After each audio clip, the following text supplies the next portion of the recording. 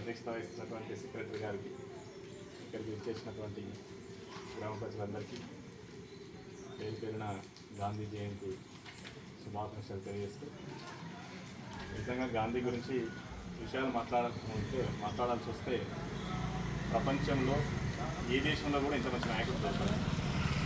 నేను చదివిన కాడికి నేను చూసినంత వరకు ఉద్యమాలలో కీలకంగా పోషించి ఆ దేశానికి స్వతంత్రం తెచ్చిన తర్వాత ఆ దేశానికి అధ్యక్షుడిగాను ప్రధానమంత్రిగాను లేకపోతే స్వతంత్రం వచ్చిన తర్వాత భోగ విలాసాలను అనుభవించేటువంటి స్థితిని చూసినాం.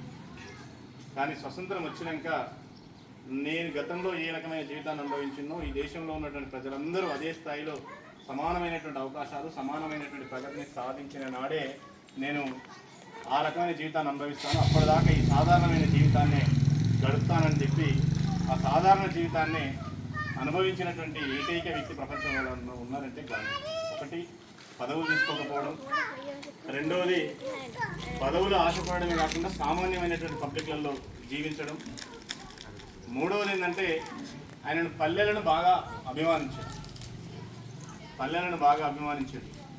పట్టణాలంటే శ్రీవారు లాంటివి, పల్లెలంటే కన్నతల్లి లాంటివి. కన్నతల్లిని కాపాడుకుంటేనే మన దేశం బాగుపడుతుంది అని చెప్పి పల్లెలను బాగు చేస్తేనే, పల్లెలకు సేవ చేస్తేనే నిజంగా దేశం అభివృద్ధి జరుగుతుంది అనేటువంటి విషయాన్ని, అధికార వికేంద్రీకరణ జరగాలి, పల్లెల వరకు కూడా అధికార వికేంద్రీకరణ వెళ్ళాలి అనేటువంటి విషయాన్ని చాలా స్పష్టంగా ఆనాడు చెప్పిండు. అందుకే ఆయన చెప్పినటువంటి అంశాలు రాజ్యాంగ పరిషత్తులో చాలా సుదీర్ఘంగా చర్చ జరిగిన తర్వాతనే గాంధీ నియమాలను కూడా మన భారత రాజ్యాంగంలో చేర్చడం జరిగింది. ఆయన చేసినటువంటి సేవలు, ఇంకొక విషయం ఏంటంటే చాలామంది దేశంలో స్వతంత్ర ఉద్యమంలో పాల్గొన్నారు. వాళ్ళ యొక్క పాత్ర తక్కువగా అంచనా వేయలేము. సుభాష్ చంద్రబోస్ కావచ్చు, భగత్ సింగ్ లాంటి వాళ్ళు కావచ్చు, చాలామంది యొక్క పాత్ర ఉంది. ఒక గాంధీ వల్లనే దేశానికి స్వతంత్రం రాలేదు, కానీ ఆయన పాత్ర మాత్రం చాలా అమోఘమైనటువంటి ఉద్యమంలో. ఎందుకంటే ఆయన పిలిపించినప్పుడే మనకు జాతీయ ఉద్యమంలో కీలకమైనటువంటి కనబడతాయి. మిగతా ఏ నాయకులు పాల్గొన్నా ఆ స్థానిక పరిస్థితులకు మాత్రమే ప్రభావితం చేయగలిగారు. లాలా లజపతి రాయ్ కావచ్చు, బాలగంగాధర్ తిలక్ కావచ్చు, లేదా భగత్ సింగ్ కావచ్చు, లేదా సుఖ్దేవ్ కావచ్చు, రాజ్గురు వంటి కావచ్చు, స్థానికంగా అక్కడి మాత్రమే పరిమితమైనటువంటి వారు. ఒక గాంధీ మాత్రమే పిలిపిస్తే దేశం, యావత్ భారతదేశం మొత్తం కదిలినటువంటి సందర్భం మనం చూడొచ్చు. సాహిత్య నిరాకరణ ఉద్యమం కావచ్చు, ఉప్పు సత్యాగ్రహ సంఘటన కావచ్చు, లేకపోతే కిట్ ఇండియా ఉద్యమం కావచ్చు, ఇలాంటి ఉద్యమాలు ఆయన పిలుపునిచ్చినటువంటి సంఘటనలు ఏవైతే ఉన్నాయో అవే యావత్ భారతదేశంలో ఉన్నటువంటి అన్ని వర్గాలను, కులాలకు, మతాలకు, ప్రాంతాలకు, ధనిక భేద అనేటువంటి తేడా లేకుండా అందరిని కదిలించినటువంటి ఏకైక నాయకుడు గాంధీ. ఈ విషయాన్ని మనం మర్చిపోకూడదు. ఇంకో విషయం ఏంటంటే, మనం ఒక గంట టైం కేటాయించాలంటేనే 100 రకాలుగా ఆలోచిస్తున్నాం. కానీ గాంధీ పిలిపిస్తే తమ ఉద్యోగాలకు రాజీనామాలు చేశారు, తమ ఆస్తులను ఓడగొట్టుకున్నారు. మహిళలైతే తమ మంగళసూత్రాలతో సహా బంగారాన్ని కూడా జాతీయ ఉద్యమాన్ని నిర్వహణకు అవసరమైనటువంటి ఖర్చులకు వినియోగించండి అని చెప్పి బంగారాలను ఇచ్చినటువంటి సందర్భాలు. సో ఇలా అనేక కోణాలలో ఆయన పిలుపుకు యావత్ దేశం కదిలి రావడం అనేటువంటిది చాలా గొప్ప విషయం.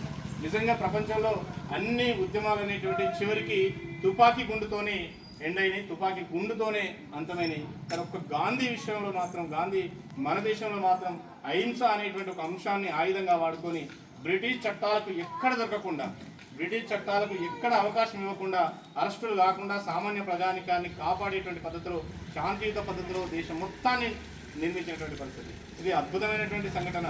మనం చూస్తుంటాం, చిన్నపిల్లలు ఏదైనా వలకొడుతుంటే కోపం వచ్చి కొడతాం, వారిని తిడుతుంటే కోపం వచ్చి కొడతాం.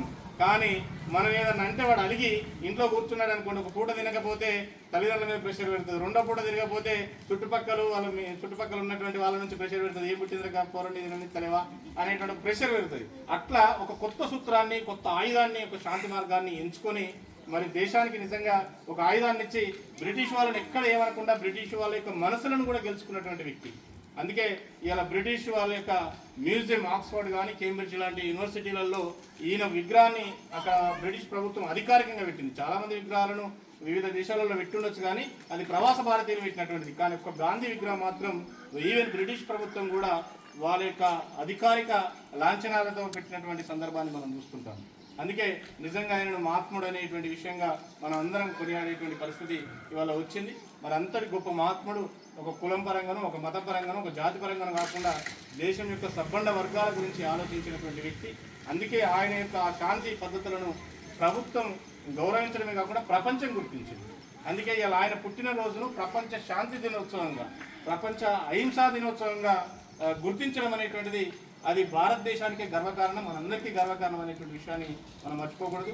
ఐక్యరాజ్య సమితిని మరి అక్టోబర్ 2వ తారీఖును అధికారికంగా ఇలా అహింసాయుధ దినోత్సవం, శాంతి దినోత్సవం అంటే నోబెల్ ప్రైజ్ పొందిన వారికంటే కూడా ఆ ప్రైజ్ వచ్చినటువంటి వాడు ఒకసారి గుర్తుపెట్టుకుంటాం, 2 సార్లు గుర్తుపెట్టుకుంటాం. కానీ ఈ రోజును ప్రతి ఒక్క సందర్భంలో ప్రతి రోజు కూడా ప్రపంచం కూడా మరి ఈ రోజును శాంతి దినోత్సవం గుర్తించుకోవడం అనేటువంటిది నిజంగా గాంధీకి మనం ఇచ్చినటువంటి నివాళి.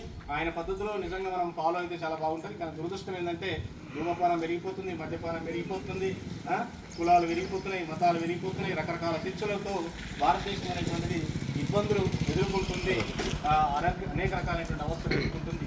అలాంటి వాటి నుంచి అన్నిటికీ పరిష్కారం గాంధీ మార్గం కాబట్టి ఆ గాంధీ మార్గంలో వీలైనంత వరకు మనందరం కలిసికట్టుగా పనిచేద్దామని కోరుకుంటూ మరి అవకాశం కల్పించిన ప్రతి ఒక్కరికి పేరు పేరున అభినందనలు.